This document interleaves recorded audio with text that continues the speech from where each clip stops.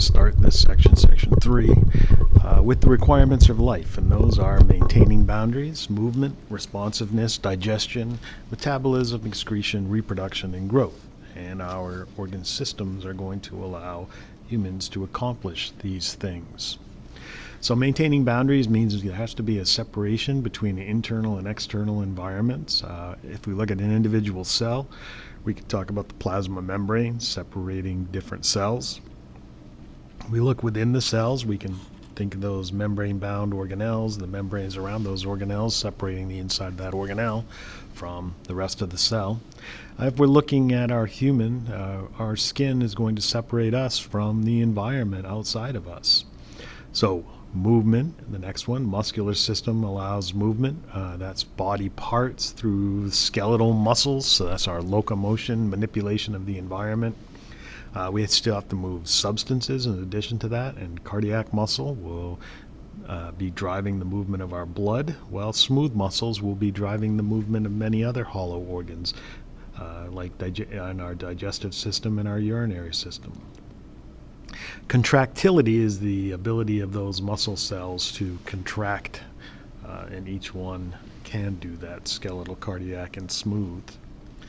Responsiveness is the ability to sense and respond to the environment. We'll talk about withdrawal reflexes that help prevent injury. We also respond to keep our breathing rate, our heart rate, with it, so that we have our organs within the boundaries they need to be in, depending on the activity we are doing. Digestion is the breakdown of ingested food we eat. That follows with absorption of that, the simple molecules, the 4 biopolymers, carbohydrates, lipids, nucleic acids, and amino acids, into the blood and distribution to the body. Metabolism describes all the chemical reactions that occur in the body. Those reactions can be broken down into 2 types. Those that build up, that would be anabolism, when you take a smaller molecule and make a bigger molecules, or catabolism, when you break down molecules. Catabolism generally releases energy. Anabolism usually stores energy. We've got to deal with excretion. Excretion is the removal of waste. Those wastes could be either metabolic waste that we generate by doing metabolism. Nitrogen is going to be a big component of that. In our digestive system, we eliminate waste. That waste would be waste that we did not, that we ingested but did not use. So, unabsorbed food. So we've got urea, carbon dioxide, and feces as good examples. At the cellular level, reproduction is absolutely necessary. We are constantly replacing cells. The cells in our skin will be one of the first systems we talk about. At the organismal level, when we talk about reproduction, that reproduction is necessary for the survival of a species, but the 11th body system, the reproductive system, is the one system that we can live without. Growth is an increase in the size of a body part or the size of the entire organism. You probably know that. So humans are multicellular, so in order to function, our individual cells have to be kept alive, and that's going to require the use of all the organ systems we have. At least 10 of the 11 organ systems that work together to maintain life. And all cells are dependent on the organ systems to meet those survival.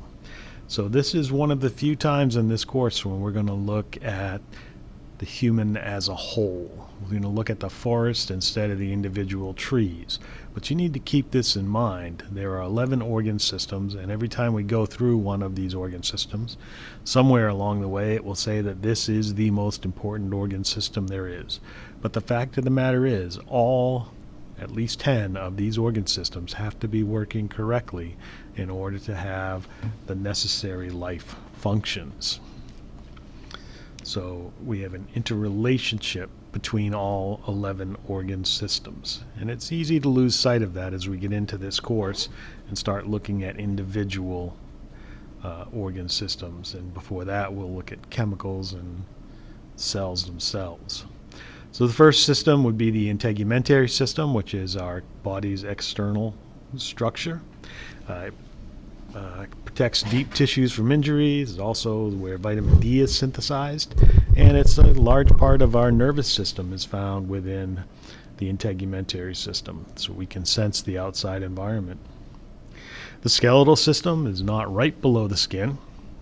The muscles would be right below the skin, but the muscles work with the skeletal system, and the skeletal system is going to provide for support and a framework.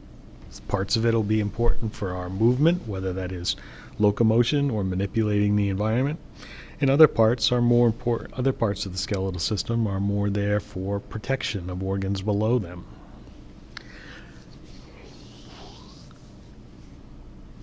The skeletal muscle system, or the muscular system, is the muscles that move our skeletal system to allow us to manipulate the environment and to move from place to place. The nervous system is one of two control systems. The nervous system is a fast-acting control system. It communicates to cells using electrical signals and chemical signals. And the other control system is the endocrine system. And the endocrine system doesn't make a direct connection to organs and glands, but it secretes substances called hormones that control in a more slow way, but a more sustained way than we get in the nervous system. Cardiovascular system is going to transport blood that will deliver nutrients, pick up waste, get the waste like carbon dioxide removed. Nitrogen waste will be moved through the kidneys, but the blood will deliver it there. The lymphatic system, my favorite system, because it holds our immune system to a great extent. It's at least a pathway for the immune system. That immune system protects us from disease. We've all heard about immunity with this whole COVID thing going on. Our respiratory system allows for gas exchange between the atmosphere and our lungs, so that we can get that in our lungs to our blood and then delivered to each individual cell.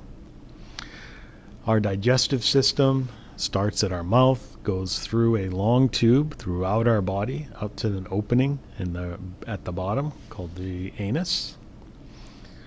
And that urinary system is our kidneys and the urinary bladder. That helps eliminate nitrogenous waste, things that are produced during the metabolism of proteins. And then we have our dimorphic system. The 11th system is the reproductive system. So the male reproductive system is slightly different than the female reproductive system. The goal for both of those systems is reproduction of members of the species. But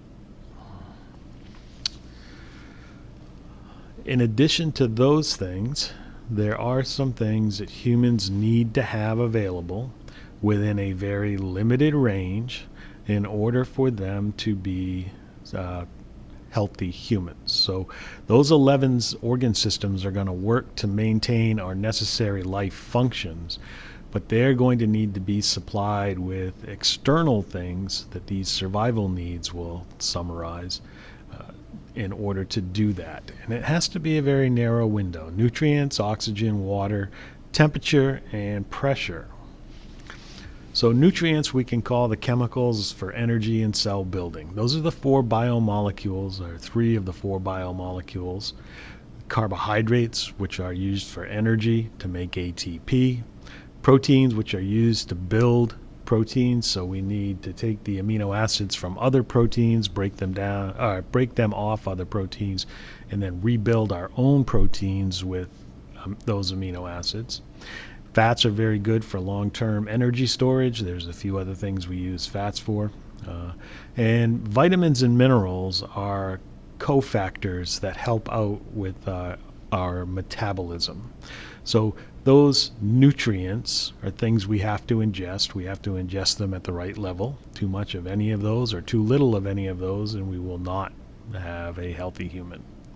Oxygen, you probably know, is essential for life, and it's essential for life because it's essential for us to be able to release energy from carbohydrates to make ATP. You hopefully recall the aerobic respiration and the Krebs cycle. Electron transport after that, where oxygen is the final electron acceptor. So without oxygen, we can't make ATP. Without ATP, we cannot run the organism. Water is the most abundant chemical in our body. It's about 2/3 of our body, and it provides a very important environment for life to occur. It's going to be the basis of almost all the fluids we talk about in our body. If our temperature falls below 37 degrees Celsius, 98.6 degrees Fahrenheit, chemical reactions will not work the way they are supposed to. And we don't often think about it, but a very narrow range of atmospheric pressure is necessary for us to be able to breathe the way we do, so that we can exchange gases in the lungs, get rid of carbon dioxide, bring in oxygen. And we already spoke of why oxygen was so important. All right, I'm going to pause there. Next video will be over homeostasis, a very important concept.